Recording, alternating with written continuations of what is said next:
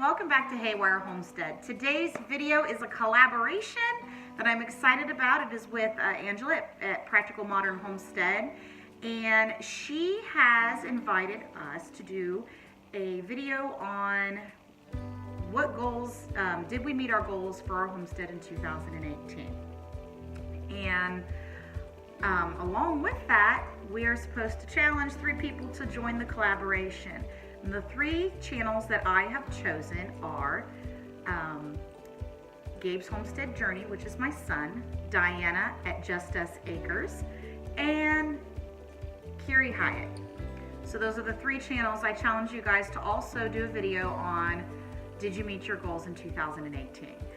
As regards to our homestead, the answer is yes and no. We have several goals that we actually met. One of them was altering our drainage ditch that runs down the hill next to our garden. It kind of comes behind the barn to drain the water away from the barn and curved in a little bit closer and then down the hill. Well, the problem is where we had our garden and how big we keep making our garden, it was creating a major issue because then the water was just seeping into the ground where our garden was and way too wet for too long of a period of time. It was affecting our plants. So we actually moved it and shifted it over so where it runs straight down the hill, and took the excess dirt and we're adding it to continuing to add it and build it up where the original ditch was. This is going to do a couple of things. It's going to make our garden bigger. It's going to make everything drain better. And we're really excited about the fact that we actually achieved that. The other things that we had goals for was improving our chicken coop situation, which we remodeled one coop and we eliminated a coop and added a new one. I can link the videos to those in the description below, as well as the video on when we moved the drainage ditch, so you guys can check those out.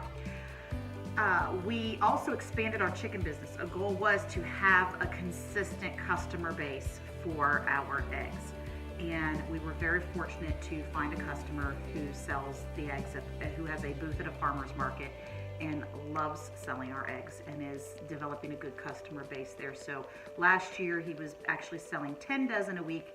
So we were producing the 10 dozen for him every week in addition to another 8 dozen for other customers. We now have a new customer who wants eggs 4 dozen a week. So as soon as we start getting back up in production, we'll be able to provide those for her as well. So our egg business has expanded. We also were able to get him interested in duck eggs as well as the potential for quail eggs, since that's on the list for 2019. We also finished a goat shelter for our goats, so that way our goats can be outside 24/7 most of the time. We don't have to bring them back and forth to the barn. And since we have expanded our herd, that was a really important thing. We have 2 goats in particular that are not halter broke. They are very scared, so leading them places is very stressful for them. So avoiding that stress as often as possible is the best thing for those 2 goats.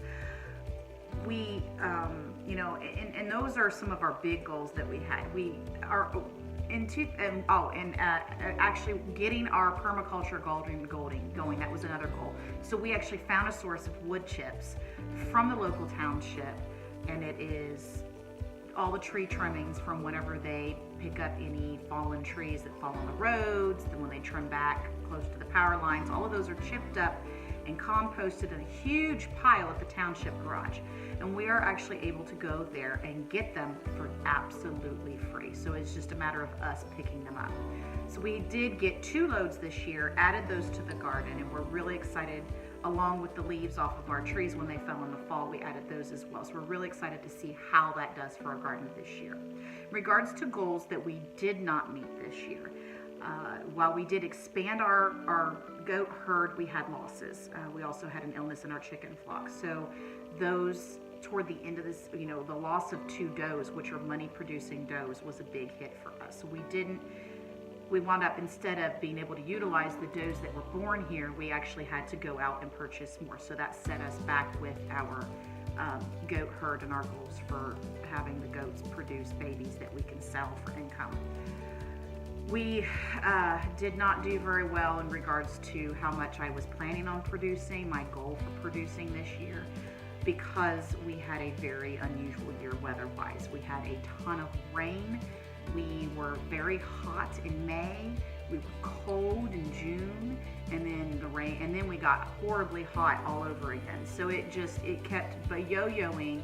We actually had in August, we had 30-degree temperature jumps from what it was running about 90, 95 during the day, and then the temperature would drop into the 60s at night.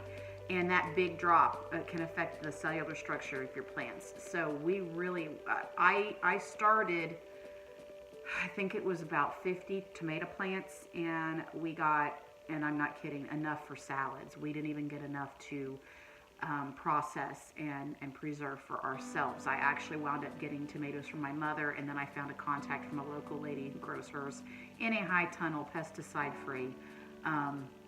And I was able to purchase in bulk from her in order to have tomatoes for salsa and tomato sauce and all of those things. So that was definitely a setback. The other goal was to improve our drainage this year, and unfortunately our attempts to improve it did not. And with all of the rain, you know, how much of it is the excessive rain and how much is it that what we didn't do correctly because of lack of knowledge? You know, I can't really tell you, but we didn't meet the goal for fixing it. Our drainage is actually worse. But on the plus side, we are working with the USDA Agriculture Office for them to assist us to help us improve it, and that will be a new goal for next year. But you know, there's ups and downs with homesteading, and sometimes you're going to meet goals and sometimes you're not. It's just kind of the way things go.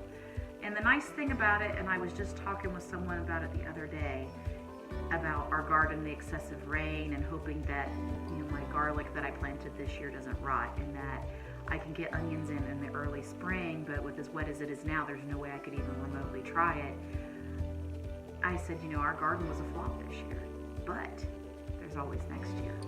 So whenever you guys get frustrated about, you know, whether it be animal losses and death while they're hard, or a garden year where you've got a ton of pests, or the weather just doesn't cooperate, or a combination of all of it, and you just don't produce, you know, and things just don't go your way in the way you were planning them to go, with all of your hopes and dreams and big plans to make everything bigger and better, take a step back and take a deep breath, because it's not going to happen overnight. It's a learning process, and then there's a lot of things that you cannot control, and that's okay. Roll with the punches. You know, and that's kind of what we had to do this year. We had a lot of things that were not in our favor, and we had to roll with the punches. But I got to look at all the positives too. And you know, even though this year didn't go exactly how I wanted it, I'm pretty happy with it. So thanks again, Angela, for letting us join in this collaboration. And I hope you all have a great day.